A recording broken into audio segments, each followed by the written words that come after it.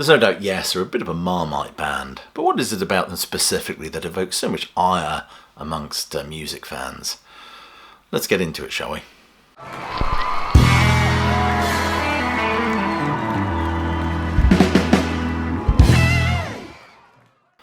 Yes are a pioneering British progressive rock ensemble whose name declares the affirmative, yet they stir so much negative feelings amongst many.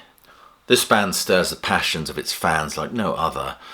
You dare to go on any Yes forum and even suggest that the current incarnation isn't really Yes, then just sit back and watch all the tofu munchers go into meltdown. This is a band that are easy to dislike, and this coming from someone who considers Yes to be one of my favourite bands of all time. Chris Welsh said of Topographic Oceans that it is a fragmented masterpiece, brilliant in patches, but lacking in warmth or personal expression. Sounds to me as if he could have been actually talking about the band itself. And all this came to a head at the Rock and Roll Hall of Fame, where Rick Wakeman gave a very entertaining speech, shall we say, which did not go down well with the current incarnation of this band. Whilst I was having my examination, the doctor said to me, he said, "Mr. Wakeman," he said, "there's no need to be embarrassed. It's not unusual to get an erection at this kind of procedure." And I said, "I haven't got an erection." He said, "I know, but I have." Between the various other Inner Circle members, the atmosphere was palpably tense. Attempts to pal up were in vain. The tables were soon turned upside down. Instead of keeping with the mood of the occasion, in-house comedian Rick Wakeman embarked on a journey of questionable taste that visited places we cared far less about. Crude and banal jokes. Over the years I've observed scorched earth debates between conservatives and liberals, atheists and evangelical Christians, but nothing comes close to the sheer oxygen depleting intensity of two Yes fans talking about Yes matters. And Yes matters, in my opinion. So why so much hatred for this band? I can think of 3 good reasons. So let's do this.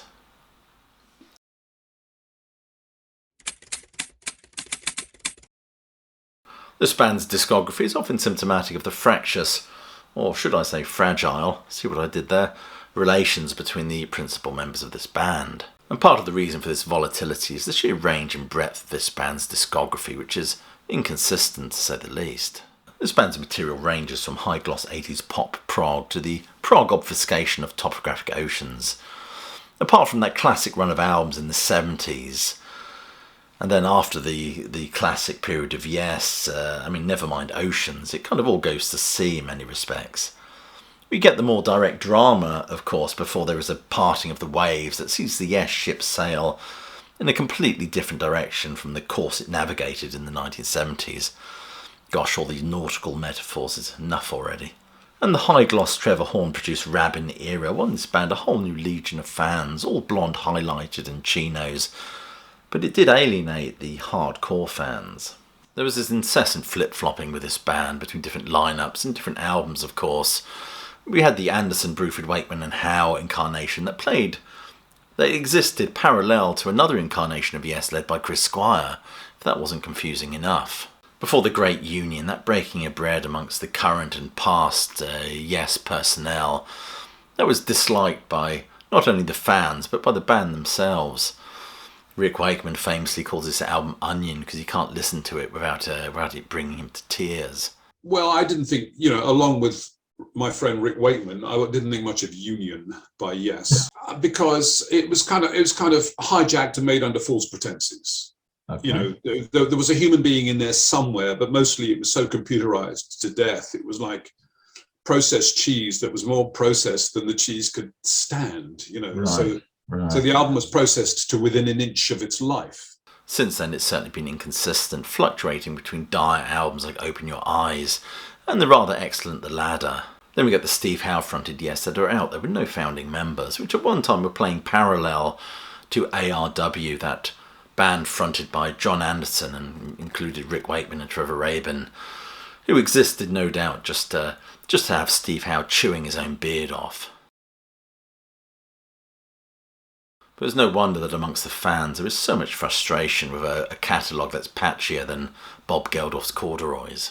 At its best, of course, Yes was not just pioneering, but transcendent. A group that overran the boundaries of rock to make some of the most memorable and significant music of their era. But at their worst, they could be distressingly pedestrian, and for a band with this kind of musical pedigree, that's just awfully disappointing, shall we say.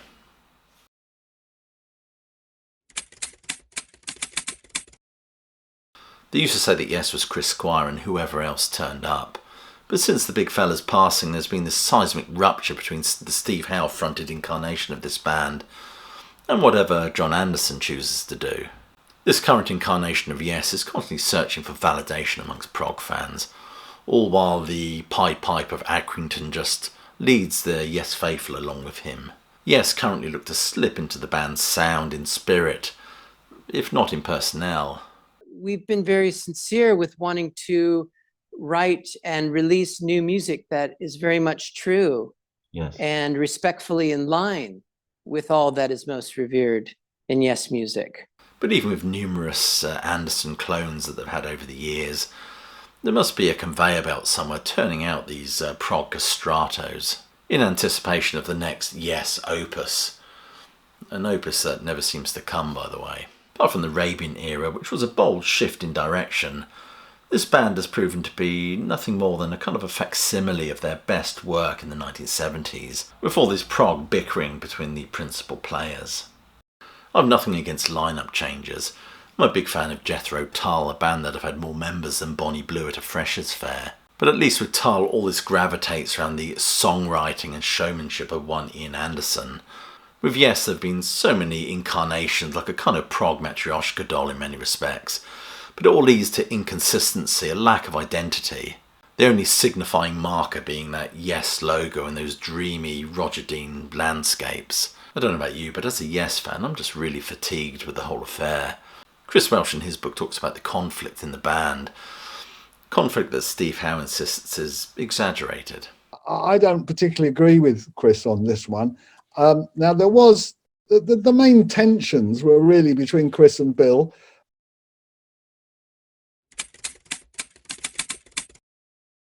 Nick Lowe said Yes and Genesis are about as exciting as used Kleenex. All those flights of musical fantasy and bloatedness. In fact, Gordon Fletcher, writing for Rolling Stone magazine, describes their music as kind of over-elaboration and psychedelic doodles. And that's before we even get to the gobbledygookery of the lyrics. A season which could call you from the depths of your disgrace and rearrange your liver to the solid mental grace. Yes is this soup of esoteric warblings that for many is just a caftan too far. And many find the music chaotic that represents not so much kind of a spiritual exploration, but perhaps one too many trips to the old Spliff Forest. Robert Christgau described their music as flatulent quasi-symphonies.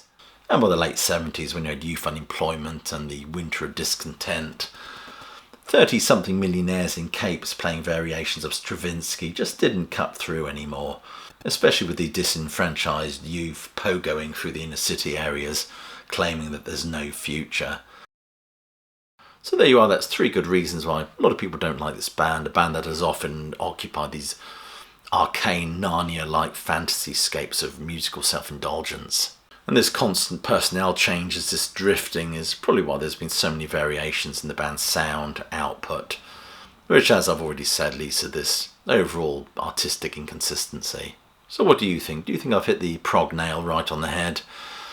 If so, please do share this video with others who may like it. Other than that, please do click like, subscribe and check that notification bell. It all helps the YouTube algorithm. And check some of the links below this video for ways you can support the sterling work done at Classic Album Review. It's always much appreciated. And become a Patreon, why not? We're building a real classic rock community over there. So I'll just leave you with my closing salvo, which is hope you're well, staying safe, and of course that you keep listening.